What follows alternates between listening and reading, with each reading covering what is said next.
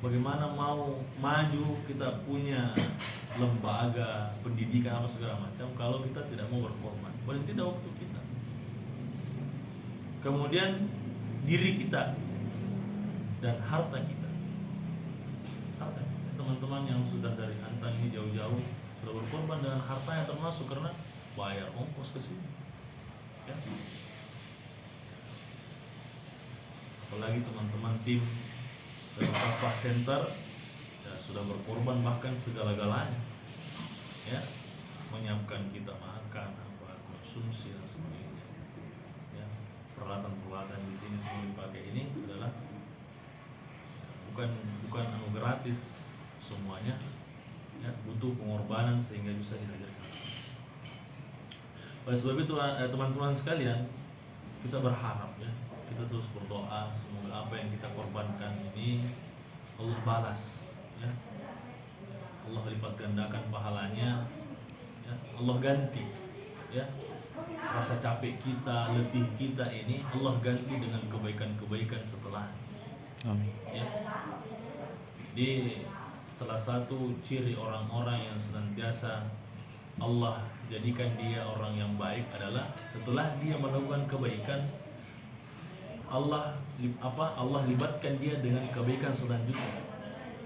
Jadi kalau ada seseorang hamba yang Allah ingin dia itu selalu berada dalam kebaikan, maka setelah dia melakukan kebaikan, Allah akan hadirkan kebaikan selanjutnya dan selanjutnya dan selanjutnya, sampai Allah matikan dia dan juga mati di atas kebaikan. Man 'asha 'ala syai'in mata 'alaihi.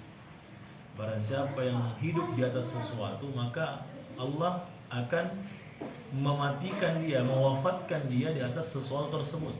Jadi kalau kita ingin mati dalam keadaan husnul khatimah, ya kita juga hidup baik-baik. Ya. Kita harus hidup di atas kebaikan supaya Allah mematikan kita dalam keadaan baik. Kalau kita ingin mati di atas Al-Quran kita, di atas mushaf kita, atau di atas sajadah kita, maka kita harus orang yang menjadi ahli salat, ahli zikir, ahli Quran ya. Jangan bermimpi kita mati di atas kebaikan kalau kita hari-harinya tidak melakukan kebaikan. Kemudian kata Nabi SAW, lanjutan dari hadis tadi, man mata alaihi bu'itha alaihi.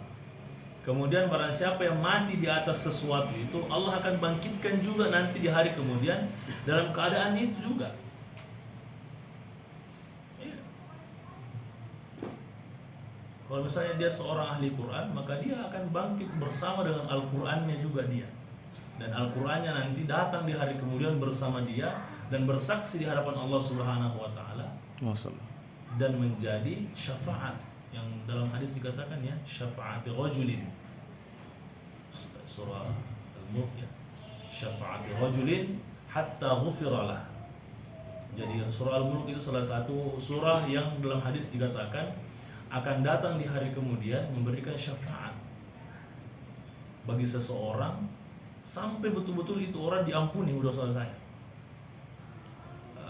Jadi salah satu keutamaan surah Al-Mulk itu adalah dibaca setiap malam sebelum tidur, itu akan menjadi syafaat bagi kita.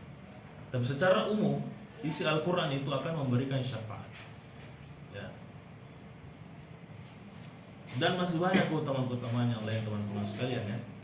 Nah ini adalah closing ya, kemudian sekaligus bentuk refleksi kembali supaya kita tidak hanya sekedar capek saja ya, tapi benar-benar kita ini menikmati rasa capek kita. Kalau hanya sekedar capek saja, pasti kita akan mengeluh. Kalau kita menikmati rasa capek kita, insya Allah kita akan lebih fine, kita lebih happy sekalipun badan kita pegal. Ya. Kalau badan kita sakit, badan kita letih, itu hanya fisik saja. Tapi kalau hati kita yang bersih, hati kita yang tenang, insya Allah itu jauh lebih baik. Ya, jauh lebih baik. Fisik kita ini hanya dunia saja, tapi hati kita inilah yang akan kembali kepada Allah Subhanahu wa Ta'ala. Makanya dalam Al-Quran katakan surah Al-Fajr ya, ya ayyuhan nafsul mutmainnah, jiwa yang tenang. Jadi kita ini mau berharap kita ini jiwa yang tenang ya. Sekalipun kita capek, kita tetap tenang. Sekalipun kita sakit, kita tetap tenang. Karena kita merasa kita memiliki Allah Subhanahu wa taala, dan itu lebih daripada segalanya. Kita tenang, kita tidak pernah khawatir karena ada Allah bersama kita. Allah yang membalas kita.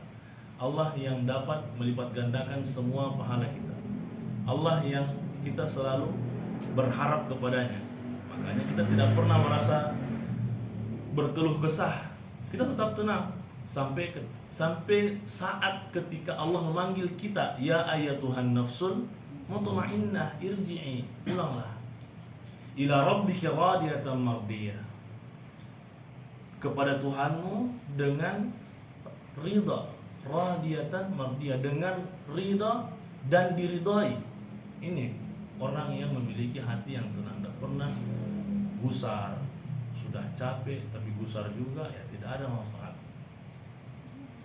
Kemudian apa kata Allah Subhanahu wa taala kepada orang-orang yang senantiasa jiwanya itu tenang? Fadkhuli fi ibadi.